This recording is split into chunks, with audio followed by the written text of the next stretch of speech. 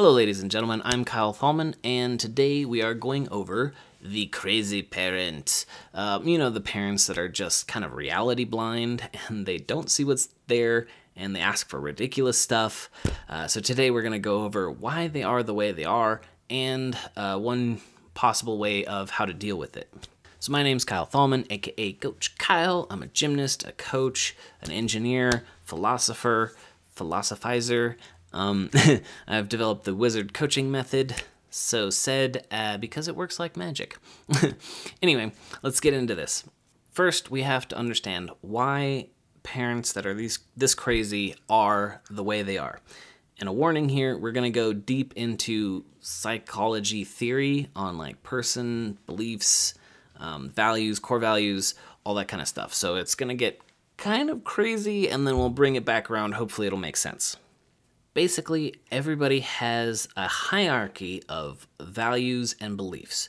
Now, these things basically shape how we act, what kind of things we believe, and most importantly for this video, how we actually perceive the world. So our reality is actually shaped by our core beliefs and our values. At the top of this hierarchy is like the core beliefs. These things are foundational. It's like, I am a good person.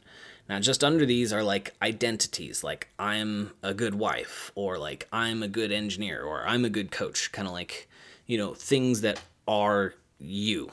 And then you go farther down and be like, I'm a good sister, I'm a good student, yada yada, something. They still apply to you, but they're not really as emotionally connected.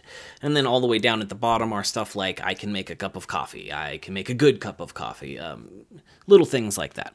So everybody is running around with these sets of beliefs in a hierarchy, and sometimes like reality hits you with something that doesn't, it doesn't match up with your core set of beliefs. And at that point, your brain has a decision.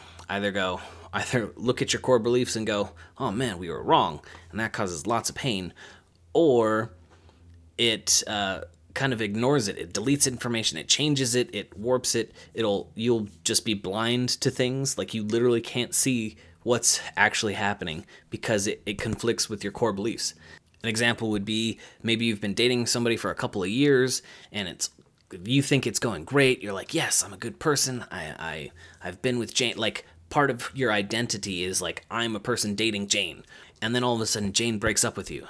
And then you're confronted with this reality. It's like, oh snap, I thought I was a good person dating Jane, and now that's not true. So it hurts a lot, and it hurts deep. This is why being broken up with really, really hurts, because it's shattering your view of the world, your beliefs and your values. It's like, oh man, if I was wrong about that, I could have been wrong about so many other things. It's just throws you totally into chaos. But you've also seen other people that will be confronted with stuff like that, and then instead of viewing reality and accepting the pain, their brain just goes, nope, it's too painful, and they go into denial. It's like, yeah, well, me and Jane are taking a break. It's like, didn't she move to Germany? Oh, well, it's a long break. She's just collecting her thoughts, and she'll be back. It's like, no, she ain't coming back, buddy. But it's in denial because it just hurts too much. It conflicts with those core beliefs so hard that your brain just goes, nope, denial, basically.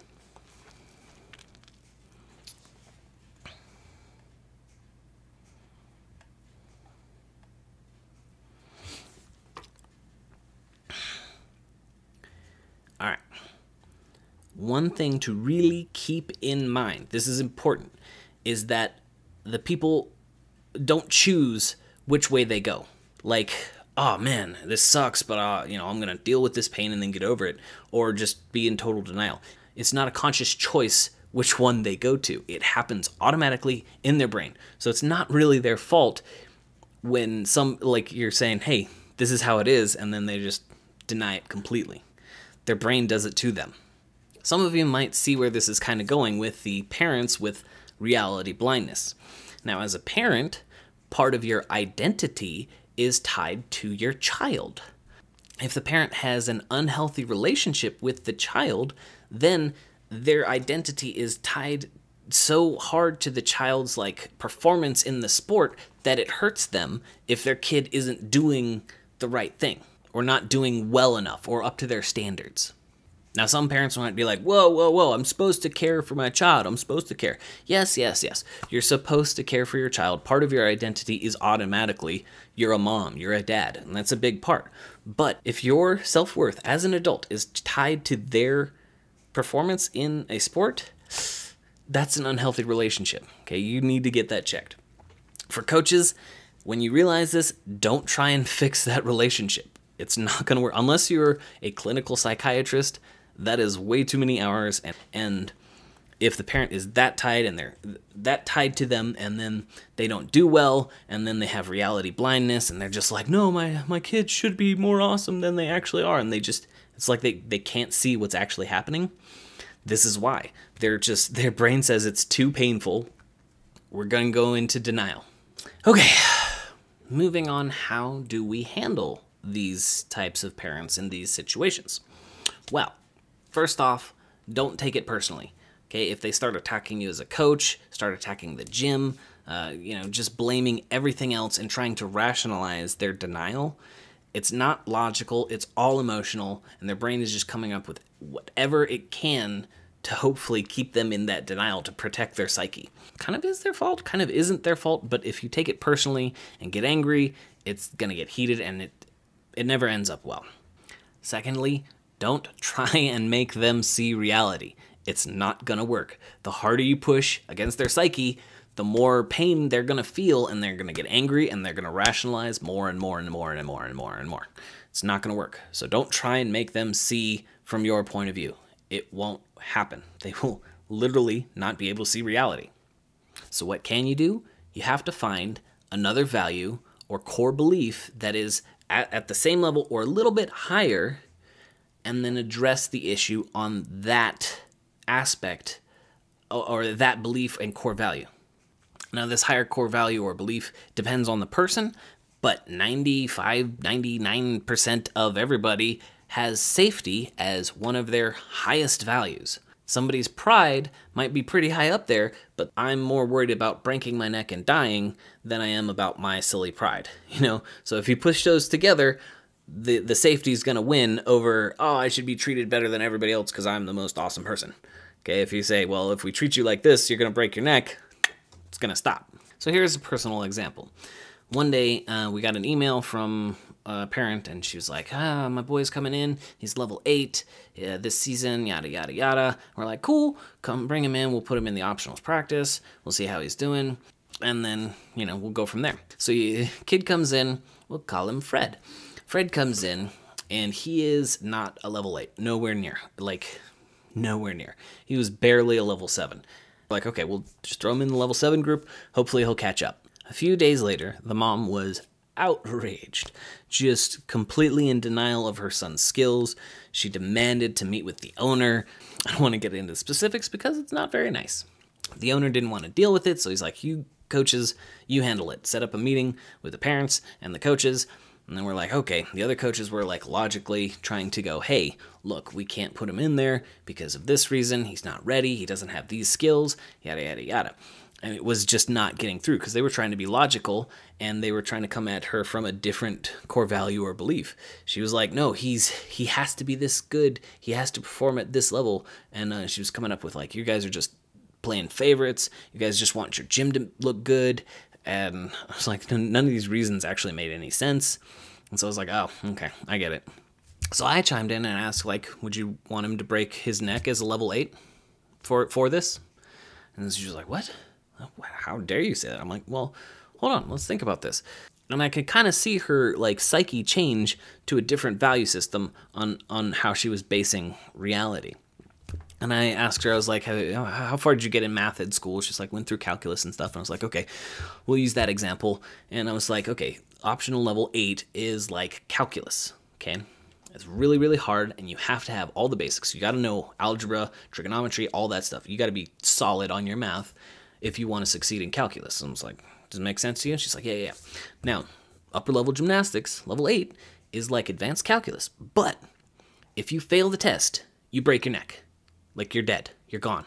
Okay, you can't get a 50% on like a Kovacs. It's not going to happen.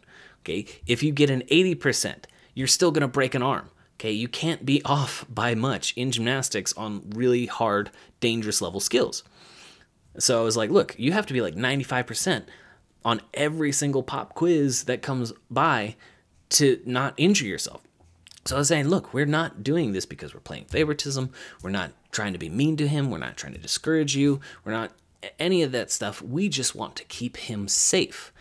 And when he's ready, as soon as he makes these skills and shows us that he's ready for this, that he can handle it safely, then we'll move him up. Boom, turned around on the spot. Of course, later she was still a real pain to most of the other coaches and most of the other parents because she still had that reality blindness. I just kept in mind, it's not really her fault. Her brain is doing this reality blindness thing to her. Hopefully someday she can like fix that unhealthy relationship, but I've used this technique several times, especially for things like parents yelling from the waiting area or trying to coach over you, parents actually coming out on the floor. I'm like, look, well, I'll break it down. They're like, no, you're being this or some unreasonable thing because they're being unreasonable. I'm not going to argue on their ground. I'm going to say, look, this is not what you think it is. This is a safety issue. If you're trying a dangerous skill and somebody's yelling at you from across the room, can you focus? Or are you more likely to hurt yourself? Yes. Stop doing that. I don't want your kid to get hurt. So they're like, oh, I understand. Like all of a sudden flips a switch to a higher core belief or core value, goes away. You can't come out on the floor because, yet again, it might not distract your kid, but it'll definitely distract all the other kids or the coaches spotting the kids, and that's just dangerous. So you're going to get one of them injured. And so they're like, oh, injuring other kids is not part of my thing, so they back off. Now, one thing, this technique specifically with the safety issue might not work for, parents complaining about like favoritism or they're not getting enough attention to their kid, stuff like that, even when they're totally goofing off and it's not like, they're being unreasonable. This might especially happen for like soccer, football, group sports where it's like, why did you bench him for 3 games? It's like this reason. It's completely logical and made sense for you, but they're reality blind. So at that point, you really got to address another core value that will override their pride or their sense of worth attached to their kid. How can you implement this into your own coaching style? First off, practice with another coach. Go through it a couple times, like, all right, you're the crazy parent. I'm the coach. Come at me with crazy, unreasonable things, and then I'll try and spin it the right way. You can also just do this in your head a couple times, and then, just really be aware of these types of situations. If you have a parent coming at you and it's like, it just doesn't make sense. You're like, well, I'm not being favoritism. I'm not being mean. I'm not, doing all these things. The request is just absurd. I would take a small second and be like, all right, is this actually right? Am I being favoritism? If it's completely false, just go, okay, I see what's going on here. Your self-worth is tied to your kid's performance, and it's not coming up to your standards. So, then you can be aware and keep a cool head. Questions for you guys. Do you guys have any other crazy stories about just that absolutely crazy parent that did something crazy? How did you deal with it? Do you guys have any other methods for dealing with crazy parents? Let me know in the comments section down below. If you found this video helpful, please subscribe to this channel, share it on Facebook or wherever you share it. Anyway, I'm Coach Kyle. Rock on.